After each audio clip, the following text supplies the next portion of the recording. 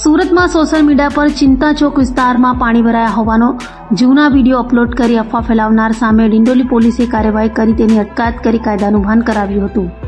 Surat police commissioner Wabang ઝામીર, અધિક police commissioner Bagadiya, નાયબ police commissioner Rajesh Parmar સહિતનાઓ દ્વારા અપાયેલા આદેશને લઈ સોશિયલ મીડિયામાં ખોટી અફવા ફેલાવનારા ઉપર નજર રાખવામાં આવી રહી હતી.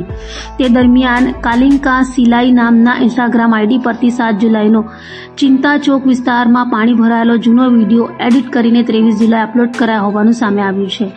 જેને લઈ દિંડોલી પીઆઈપીએલ વાઘેલાની ટીમ પીએસઆઈ એલએચ મસાણી સાથે તપાસમાં જોડાઈ હતી અને ઇન્સ્ટાગ્રામ એકાઉન્ટ ધારક जगदीश बारसिंह गिरासेनी ने सऊदी कायदाનું ભાન કરાવ્યું હતું.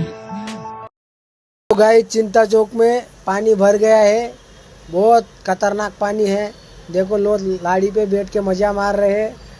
ये देखो फुल पानी भर गया है. मेरा नाम जगदीश गिरासे है. चिंता चौक में दुकान है, वहाँ पे पानी 7 तारीख को भरा था. वो जूना वीडियो था, वो मैंने 3 दिन पहले अपलोड किया. वीडियो पानी का डाल दिया था, अफवाह फैलाया था. मैंने जो अफवाह फैलाई थी उसके लिए मैं माफी मांगता हूँ. तो आपसे विनती करता हूँ, अभी आप आगे वीडियो ना डालें. गलती करोगे तो उसका सजा मिलेगा.